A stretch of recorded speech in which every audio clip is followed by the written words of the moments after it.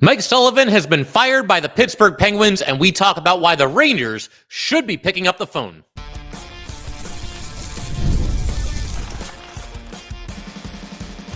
You're Locked on the New York Rangers, your daily podcast on the New York Rangers. Part of the Locked On Podcast Network, your team every day.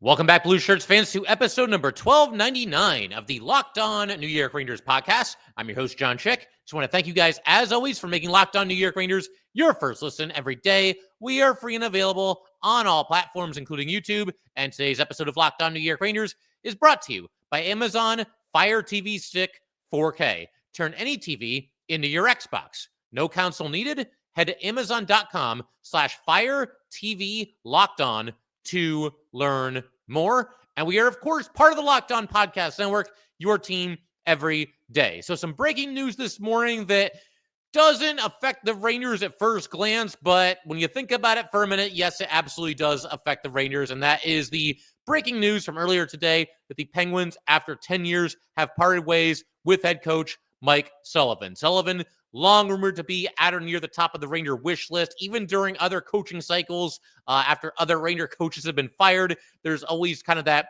debate. I mean, it's never really seemed all that realistic, but maybe Mike Sullivan would be the next coach of the New York Rangers. Obviously, he was still gainfully employed when that was happening. And as of a little bit earlier today, a couple hours ago, that is no longer the case. So I don't know if Mike Sullivan is going to be the next coach of the New York Rangers, but I will say this, of all the more recent coaching cycles in the NHL, it has a better chance of happening now than it did for the other situations where the Rangers had a vacancy at head coach.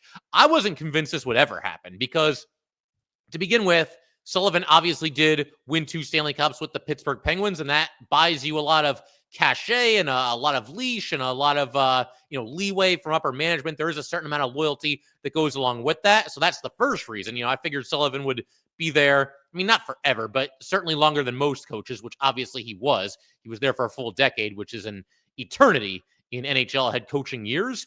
But also, and keep in mind, I'm only half kidding about this, I wasn't sure the Penguins would ever fire Sullivan because of this exact scenario possibly playing out. The one where the Rangers pick up the phone, they call Mike Sullivan, who all of a sudden becomes available, and they hire him to be the next coach of their team. I think a worst case scenario for the Penguins is Mike Sullivan coaching the Rangers. It's not something that I think that they would want to have happen. And given the fact that the Rangers seem to have a head coaching vacancy about once every 6 months, exaggerating to make the point, but that's not exactly a massive exaggeration. It really does happen every couple of years. And even when the Rangers don't have a vacancy at head coach, we're kind of always looking ahead to the next one. It does kind of feel like we've gotten into that cycle with this team over the last couple of seasons here. Obviously, Gallant only lasted 2 years.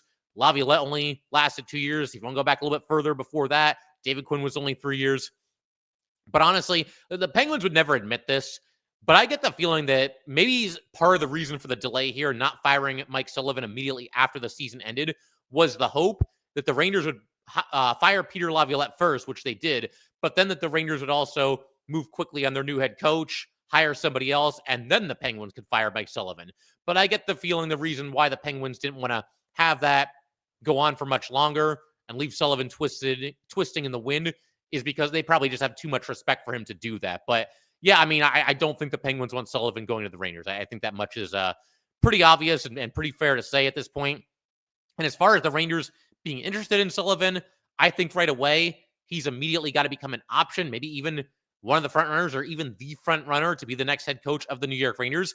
Obviously, that has a lot to do with how Sullivan feels. Like, does he want to go to the Rangers? Would he go to a rival of the team that he just coached for a decade? We don't really know the answer to that question. Only Mike Sullivan does at this time. But I've said all along that I would prefer a head coach that is getting his first crack at an NHL head coaching gig, because when you look at what they've done recently, it's been retread coaches, right? Now, David Quinn was a first-time NHL head coach, didn't go very well, but the last 2 head coaches for the Rangers were Gerard Gallant and Peter Laviolette, a couple of guys that obviously had a couple of different head coaching gigs, and I think with that being the case, it just makes me that much more want the Rangers to try something bold. I mean, hey, we're talking about a team with 1 Stanley Cup in 85 years. If anybody should try something bold, it probably is the New York Rangers. But I will say this, after hearing that Mike Sullivan got fired, as far as possible candidates to to be the next head coach of the New York Rangers and like where I would rank them all, I haven't done like a complete ranking of them yet, but I would put Mike Sullivan right at the top of the list. As far as former NHL coaches who are now available or believed to be available to the New York Rangers, I'd put Sullivan right at the top of that list. And we'll break down that list a little bit later. I'll compare him to a couple of other former NHL coaches who are now available. But yeah, I would put him over the usual cast and crew as far as, guys that are available to be the next head coach of the Rangers.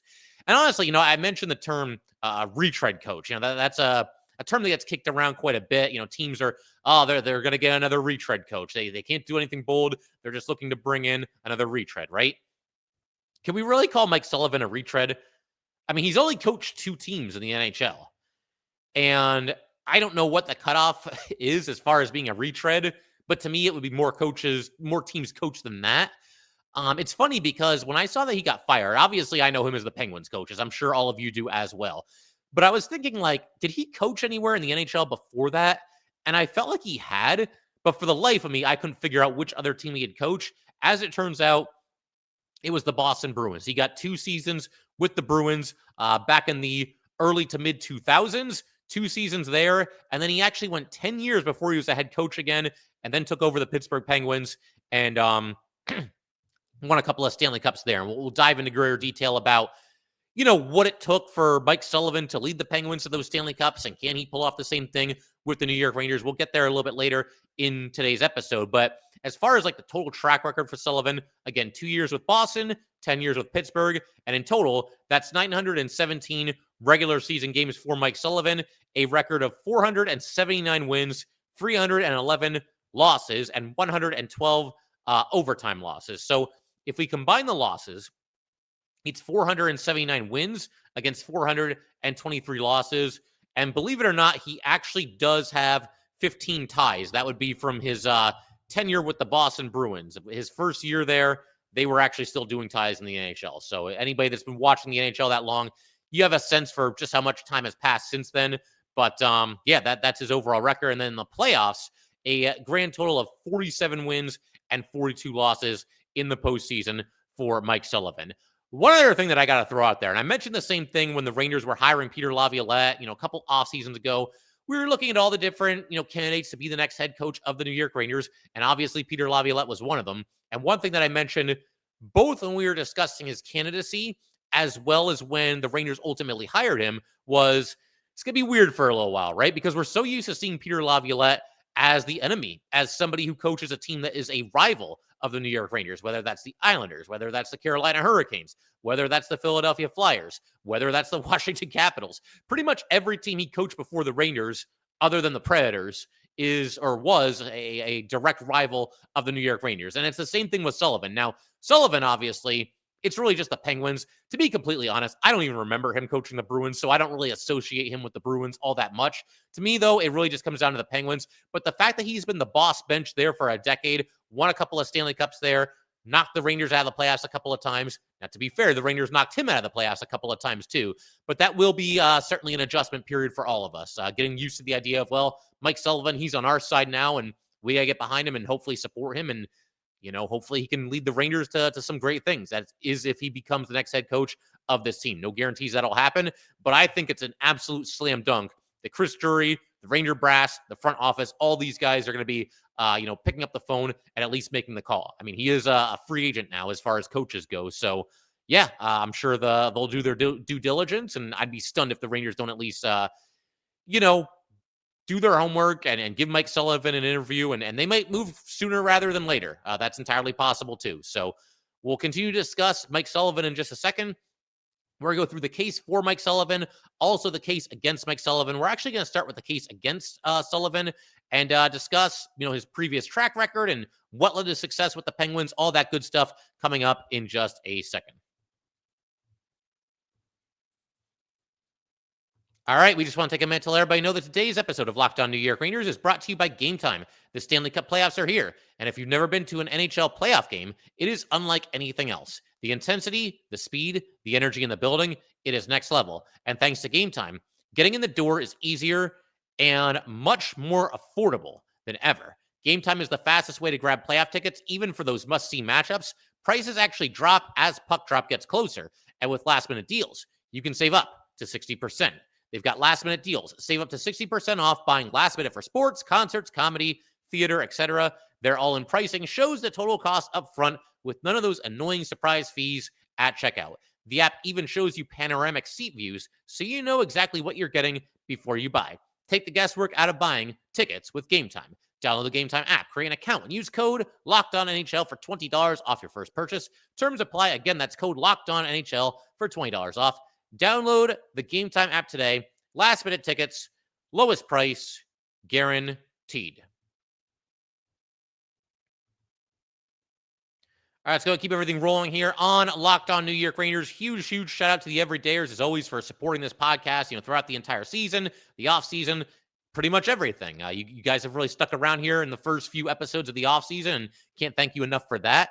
In our next episode, the big 1300th episode, I was thinking let's do something a little bit light, a little bit fun. What I was planning on doing was ranking the 16 teams that are currently competing in the Stanley Cup playoffs from likable to least likable through the eyes of a Ranger fan, obviously. And some of you can probably figure out, which teams I'm going to have as far as like teams we would like to see win the Stanley Cup in terms of teams that we would despise to see win the Stanley Cup. But I think that could be kind of a fun, light episode for number 1300. But when this Sullivan news broke earlier today, I said, yep, there's our episode. We're going to spend our time on that.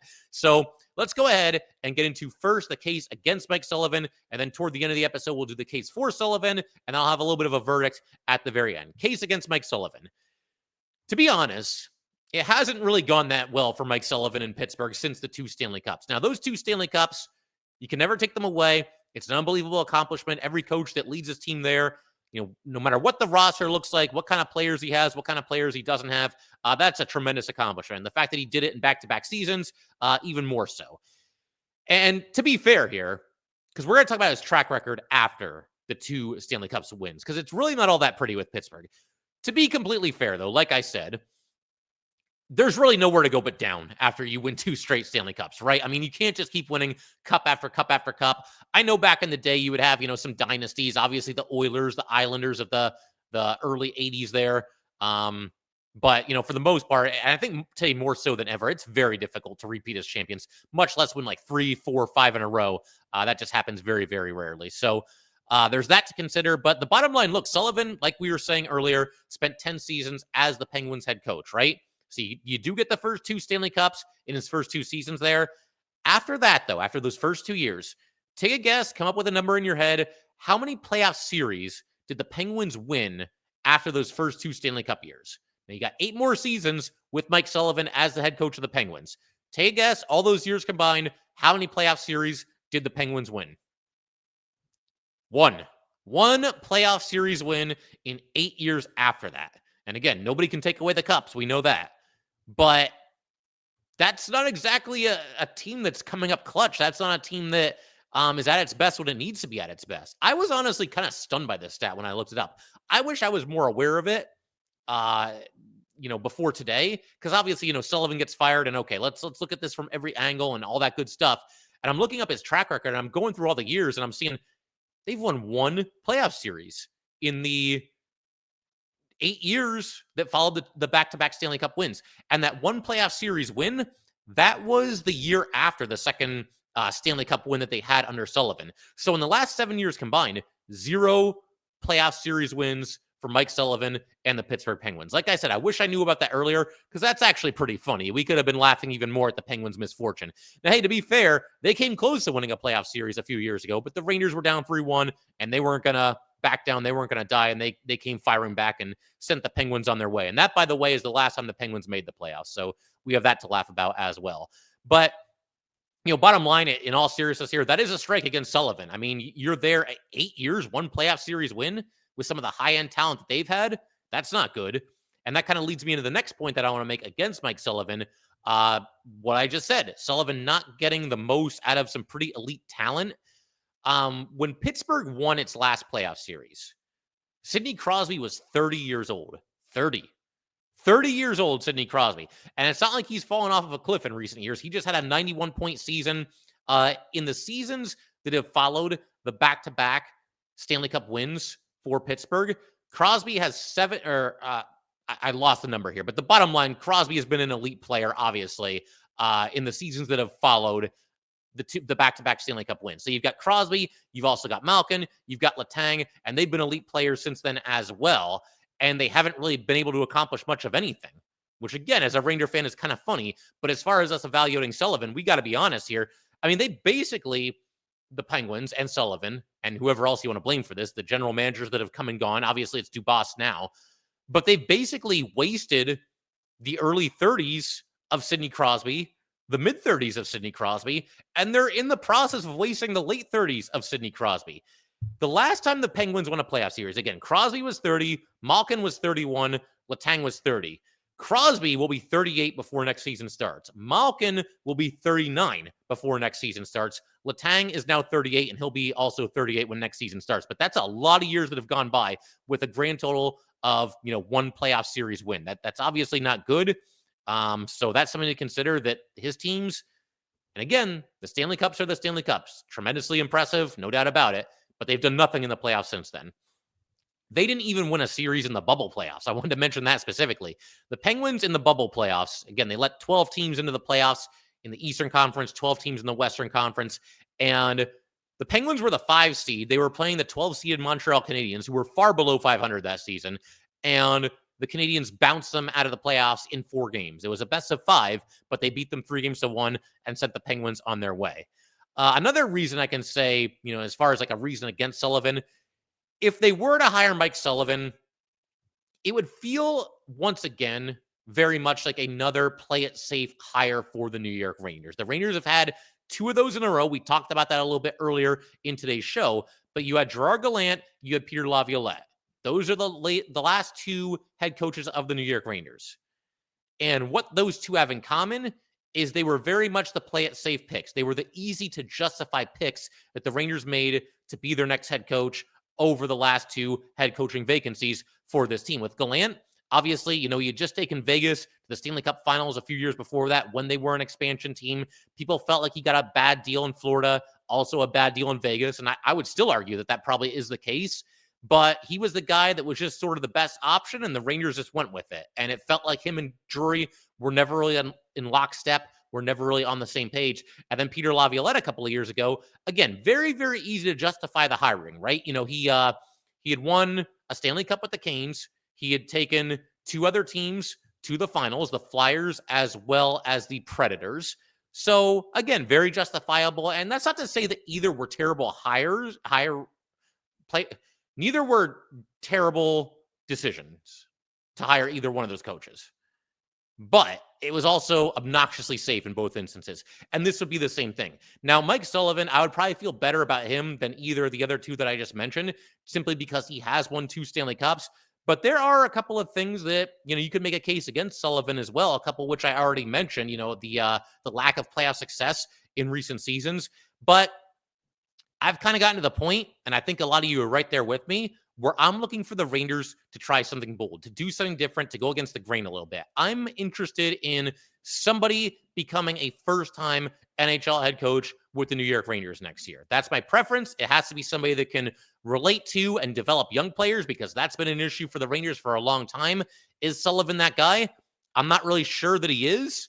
And to kind of build on that and kind of lead into my next point here, yeah, he won the 2 Stanley Cups with the Penguins, but it wasn't really a result of like young players really stepping up big and really developing and really coming into their own under Mike Sullivan. There is one exception to that rule, and I'll get to that player in just a second. But if you look at the 2 rosters that the Penguins won the Stanley Cup with in the 2 years that Sullivan obviously led them there, there's not a ton of like young talent. There's not a ton of players that were just getting started in their careers and went on to become awesome players. I mean, Brian Russ was young. He was 23 and 24 when the Penguins won their 2 Stanley Cups. And he's been a very good player over the years, but I wouldn't call him, a superstar or anything like that. You had Matt Murray. He was 21 and 22. He was in net for the Penguins for a big chunk of those 2 runs through the Stanley Cup in those 2 seasons. Those are the best seasons of his career. So I guess on one hand, that they got the most out of him when they had him, when they needed him to step up, did the Penguins, and Sullivan, I'm sure, had something to do with that. other than that, Brian Dumoulin, he was 24 and 25 when the Penguins won the Stanley Cup. Okay, he's had some longevity. He's been an okay defenseman in the league. I don't think anybody looks at him as a Norris contender or anywhere near that. The one player that you can look at, though, as a young player who played a big role in the second of those two Stanley Cups. He wasn't there for the first one, but he played a big role in the second one. That would be Jake Gensel. Gensel won the Cup with the Penguins in 2016, 2017. He was only 22, and he was a massively important player for the Penguins during that run to the Cup, that second year that they won it under Mike Sullivan. So that is one player, but look, even in recent years, like forget about the Cup winning teams. Are the Penguins a team in recent seasons that is known for, exciting, high upside, dynamic young players? I don't think so. What player even is that on the Penguins? Who did I just describe there? Not even sure who that would be. So, maybe part of it is not having high-end young talent at his disposal, Sullivan, that is. But part of it, too, he has to have at least some blame in, young players not developing and not getting to where they needed to be. And honestly, going back to the Peter Laviolette hire, I felt that he had more success developing young players on his other teams, before he came to the Rangers than Mike Sullivan did. Laviolette had some really good young players on the Canes that won the Stanley Cup. He had some good young players on the Predators who are still, big time players in this league. And the Flyers too. They had some young talent on that team as well, and they made a heck of a run at it before falling just short. With Sullivan, I don't really see it. Not looking at those, two Stanley Cup rosters, and certainly not looking at recent seasons either, because the Penguins, the cupboard's kind of bare as far as their high-end prospects, at least the guys that are in the NHL. I don't know their farm system inside and out, but as far as the guys that are on the NHL roster right now, not a whole lot there in terms of like thrilling, exciting young players with high-end talent and high ceilings in the NHL.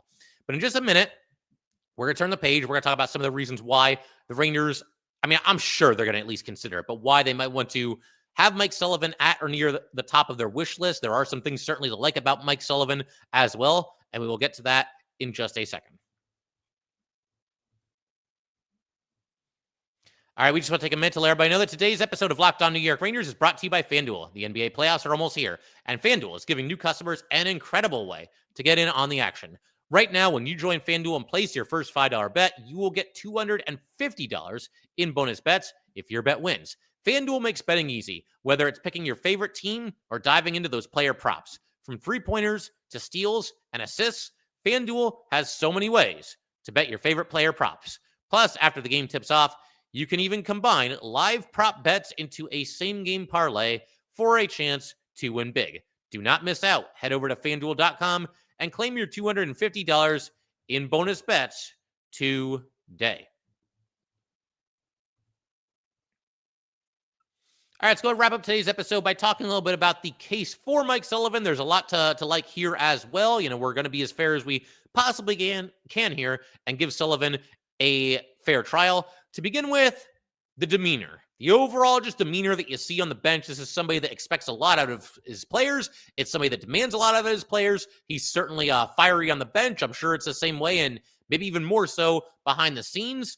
And that's something that the Rangers really need right now. I thought that was kind of Peter Laviolette's MO, was he was this fiery, demanding, intense head coach. And I think for sure the first year he was, and I don't know what happened. We're still basically performing an autopsy on the New York Rangers 2024-2025 season to really get to the bottom of all these things. And there's certain things behind the scenes that we might never know, us fans. But be that as it may, I thought Peter Laviolette was that guy. I thought he was, the fire and brimstone guy that was going to lead this team and just demand so much out of these players. And it went south. And I think at a certain point this past season, he just had no answers. He didn't know what to do and was basically just running out the clock, by the end of the season. But Mike Sullivan, I would think that he certainly fits that description as a fiery, demanding coach, and I think that's what the Rangers need right now. You don't need somebody to go in there and coddle these guys. I think there's been enough of that. I think somebody needs to lay down the law and really let these guys know who exactly is in charge. So Sullivan could go in there and do that. I also think another reason in favor of Mike Sullivan, this is not somebody that's going to get blinded by the bright lights of New York City. Again, I mentioned this earlier a couple of minutes ago, but I do favor a first-time NHL head coach to be the next boss bench of the New York Rangers. Somebody that's had success in college, somebody that, maybe as an assistant coach in the NHL has had some success with this team or with that team, whatever it might be. But the one thing you can say for a veteran coach, if you want to go the veteran coach route for this team, then you want somebody that's going to come in here and not be the slightest bit intimidated by being the head coach of a team that not only plays in New York City, not only is always kind of in the limelight, but a team that has a very restless fan base right now. And I include myself in that. I'm sure a lot of you guys as well. We're sick of the losing. We're sick of things falling apart when it really doesn't seem to be any need to happen. We're tired of watching this team win the President's Trophy and then miss the playoffs the following year. We're tired of these half-hearted efforts night in and night out. We're tired of underperforming veterans. And we're sick and tired of being sick and tired. I think that kind of sums it up better than anything else. But you bring in Mike Sullivan, he's not going to mind any of that. He's going to come in and do things his way. And as I mentioned earlier, the 2 Stanley Cups, those, that gives him a little bit more cachet. That gives him a little bit more credibility right off the bat. And, again, I do like the idea of a first-time NHL head coach this time. But the one thing you can say, like I said, in favor of a veteran coach, if it's somebody like Mike Sullivan, then he's not going to be bothered at all by, stepping basically right into the fire for his first go-around as head coach of the New York Rangers. Another reason that I really like Mike Sullivan and why I think the Rangers should certainly consider him and have him at or near the top of the list is that this completely takes away any possible conceivable excuse that the players can possibly come up with. This reason is self-explanatory. There's been a lack of accountability, a seeming lack of leadership for this Ranger team over the past season here. It has not been good. And I think at this point, if you hire Mike Sullivan, this group of players is completely, thoroughly out of excuses. And you could honestly make the case that this team's already out of excuses. And I would agree with that. I think they've long since run out of excuses. Because I've made this point in the past, but they didn't want to play for David Quinn. They quit on Gerard Gallant. The Trouba helmet throw got them going a little bit that season. But for the most part, they weren't giving the same kind of effort in year 2 with Gallant as they did in year 1. And now you basically quit on Peter Laviolette. A lot of success in year 1. Best record in the NHL. Got close to the Stanley Cup final. Didn't make it, but we're all excited for year 2 with Laviolette. And everything falls apart. And the team basically quit in a way that I can't remember any Ranger team quitting. The late 90s, early 2000s team, that they can give them a run for their money, but I think this is worse than anything I've ever seen as a fan of the Rangers. So they're completely out of excuses. If you don't want to play for Mike Sullivan, who, again, is widely respected around this league, has done a boatload of winning with the Pittsburgh Penguins, and has won a couple of Stanley Cups, who do you possibly want to play for? Not a rhetorical question. Like, at this point, I'm actually wondering, like, what coach would these guys go out there and, I don't know, just decide to back check for? If it's not Quinn, it's not Gallant, it's not Laviolette, and it's not Mike Sullivan, then I don't know who it is at that point. And again, I think they're already out of excuses, but this would really kind of hold their feet to the fire and keep them honest next season, hiring Mike Sullivan. I think another reason I like Sullivan is he had, as we've covered, instant success with the Pittsburgh Penguins. And the Rangers are trying to win right here and right now. We can debate, we have debated, we will continue to debate whether that's the best course of action for the New York Rangers, going with the retooling rather than the full-fledged teardown rebuild. That's certainly up for debate, and there's a lot of different fans of the Rangers that feel this way or feel that way about it, but that's what they're doing. We saw it basically come to fruition during this past season. The Rangers were wheeling and dealing, making all these trades, retooling this group on the fly, and I think there's more of that on the way this offseason. And again, you can debate whether that's the best path or not, but we saw Mike Sullivan have instant success with the Pittsburgh Penguins, and he's going to try to do the same thing here with the New York Rangers. Come in here, kick butt, and take names. And it's interesting to see how it all went down with Sullivan, because Sullivan was actually, he took over the Penguins in the middle of a season because you had 6 years of Dan Bilesma. He won the Stanley Cup. He ends up getting fired after 6 seasons. And then you had a season and a half of Mike Johnston. Johnson gets fired midseason. They promote Mike Sullivan from the AHL to the NHL, and he's a head coach for the first time in 10 years, and he wins the Stanley Cup that year, and he wins the Stanley Cup the year after that. And so the Rangers would be looking to try to catch lightning in a bottle here. There's a coach that has had, it's only one example with the Penguins, but still back-to-back Stanley Cup wins in his first 2 years as the head coach of the Penguins, the Rangers are obviously going to be looking for similar results. And Sullivan took over a Penguin team that, should have been doing better than they were when he took over. They were underachieving. This Ranger team, look, we can talk about their flaws all we want, and we have done that, but they aren't nearly as bad as they showed this past season. I just don't believe that for a second. I think effort was the problem. There was something rotten in that room. And like I said, Mike Sullivan can come in here, kick butt, take names. His track record speaks for itself. Taking over the Penguins midseason, leading them to a cup that year, leading them to a cup the year after that. You're looking for similar success. And so for that reason, I think for sure he would certainly be appealing to the Rangers and should be appealing to the Rangers. And I mentioned this earlier, touch on it very briefly, but we'll go over it here in a little bit greater detail. I like Sullivan a lot better than most of the other retread coaches that are available or believed to be available this offseason. I put Sullivan ahead of Tortorella. I put him ahead of Bruce Boudreau. I put him ahead of Tocchet, who's still employed, but he may not be for that much longer. We'll see how it goes. I put him ahead of Woodcroft, and I put him ahead of Joel Quenneville. And Quenneville, it's more of a character issue than anything else. I just don't want him coaching the Rangers. And there was a report not too long ago that Quenneville and the Rangers both seem to believe that this is not exactly a smooth landing spot for him if he's trying to get back into the NHL, if he's trying to coach again. The Rangers, New York City, probably not the best place for him. And I can't imagine for a second that that's going to happen, that Quenneville is going to end up coaching the Rangers for that very reason. But yeah, I like Sullivan a lot better than anybody I just mentioned there, any of the other quote-unquote retread coaches around the league. So figure we can call it there. I mean, I've been planning all along to talk about different candidates to be the next head coach of the New York Rangers. This has sort of become, almost an off-season tradition. We've been doing this a lot in the history of this podcast. Hopefully, whoever's the next head coach, there's some permanence there, and they get to remain in that position for more than a year or 2 or 3 at the most. We'll see how it goes. But, with Sullivan being available here, I'm realizing I might want to get into that sooner rather than later, because I do think the Rangers will be very quick to move on Sullivan, to make the call, to bring him in for an interview. We'll see how it goes. He's long since been rumored to be at or near the top of the Ranger wish list. And now that he's available, this could happen. This really might happen. I think right now he's the front runner to be the next head coach of the New York Rangers. I think he probably should be. If you're talking about coaches that have previous NHL experience, again, I would put him ahead of all the other former NHL coaches that are going to be available this offseason. But we'll call it there. If you guys would like to get in touch with this podcast, please send an email to lockedonnyrangers@gmail.com. Once again, that is lockedonnyrangers@gmail.com.